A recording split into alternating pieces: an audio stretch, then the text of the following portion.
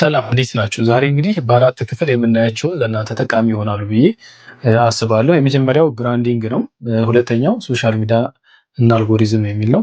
በሶስተኛ ደረጃ ደግሞ የኦንላይን ንግድ ወይም ኢኮመርስ የምንለው ነው። እንዲሁም በመጨረሻ ሶስቱንም የሚያገናኘው ስካሚንግ ምን ይመስላል ወይም ደግሞ ማጭበርበሪያ ዘዴዎቹ ምን አይነት ናቸው የሚሉትን ወደ እናንተ አጠር እያደረኩኝ በሚገባችሁ መልኩ ለማድረስ እሞክራለሁ።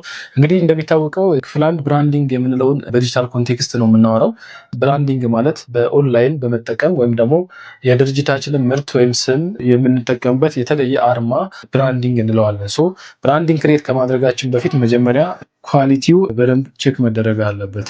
የአንድ ብራንዲንግ ወይ ደግሞ የአንድ ካምፓኒ መጠሪያ ወይም አርማ ኳሊቲ ሊኖረው ይገባል፣ ወይም ደግሞ ክሬቲቪቲ ሊኖረው ይገባል ማለት ነው። ክሬት ከማድረጋችን በፊት ምን ኮንቴክስት ወይም ደግሞ ከስራችን አንጻር የትኛው ከየትኛው ጋር ይሄዳል፣ የትኛው ምርት የትኛውን ያስተዋውቃል የሚሉትን በደንብ ቢገልጽ ሞር ለሰዎች ቪዚብል ይሆናል ማለት ነው። ሌላው እንግዲህ ብራንዲንግ ላይ ልንጠነቀቅ የሚገባው ሎጎችን የምንጠቀምባቸው ከለሪንግ ነው። በተለይ የምንሰራው ስራ በጣም ኳሊቲ እስከሆነ ድረስ ወይም ደግሞ በኦንላይን እስከሆነ ድረስ ለብዙ ሰው ተደራሽ ይሆናል። ሰዎች ደግሞ በቀላሉ አንደርስታንድ እንዲያደርጉት የማይሰለች ከለር መሆን አለበት ማለት ነው። ብራንዲንግ ላይ ሌላው ልንጠነቀቅ የሚገባው ምንድነው? ሶሻል ሚዲያ ላይ ክሬት በምናደርግበት ሰዓት የምንጠቀምባቸው ዩዘር ኔም ነው ተመሳሳይ መሆን አለበት ተብሎ ይታሰባል። ለምሳሌ ፔጃችን ወይም ደግሞ ቻናላችን ክሬት በሚደረግበት ሰዓት ተመሳሳይ ሊሆን ይገባል። ምክንያቱም በተለያየ ሶሻል ሚዲያ ፕላትፎርም የተለያየ ፔጅ የተለያየ ቻናል በምንጠቀምበት ሰዓት በቀላሉ ሰዎች አንደርስታንድ አያደርጉትም፣ ወይም ደግሞ አንድ ቦታ ያወቁትን ቻናል ኔም ሌላ ቦታ ተለይቶ ካገኙት ምን ሊሆን ይችላል? ሰርች በሚያደርጉበት ሰዓት የተለያየ አካውንት ኔም ማወቅ አለባቸው ማለት ነው።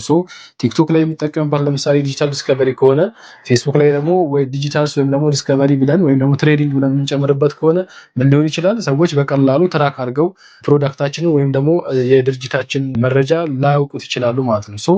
ምን ማድረግ አለብን? ምን ጊዜም ተመሳሳይ ፔጅ ቻናል ኔም በተቻለ አቅም ተቀራረበ ሊሆን ይገባል፣ ወይም ደግሞ አንድ አይነት መሆን አለበት ተብሎ ይታሰባል። ምክንያቱም ሰዎች ትራክ በሚያደርጉበት ሰዓት አት ኦል ሶሻል ሚዲያ የምንጠቀምበት ቻናል ኔም ወይም ዩዘር ኔም ተመሳሳይ ነው ብለው ስለሚያስቡ ሰዎች እናንተን ሰርች ሲያደርጓችሁ ምን ጊዜም በተመሳሳይ ዩዘር ኔም በተመሳሳይ ቻናል ኔም ይሆናል ማለት ነው።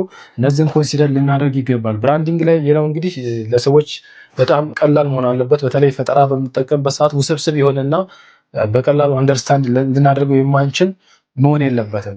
ለሰዎች በቀላሉ ከለሪንጉን ወይም ደግሞ ስሙን፣ ቴክስቱን፣ ፎቶውን አይተው አንደርስታንድ ሊያደርጉት ይገባል ማለት ነው። አንድ ብራንዲንግ ክሬት በምናደርግበት ሰዓት ራሳችን መስራት ካልቻል በተማሩ ባለሙያዎች የግራፊክስ ኤዲተሮች ወይም ደግሞ የቴክስት አኒሜሽን ወይም ደግሞ የተለያዩ ዘዴዎችን በመጠቀም ብራንዲንጋችን ላይ ኳሊቲ ሊጨምርልን ስለሚችል ባለሙያዎችን አማክረን ብንሰራ የተሻለ ነው ማለት ነው።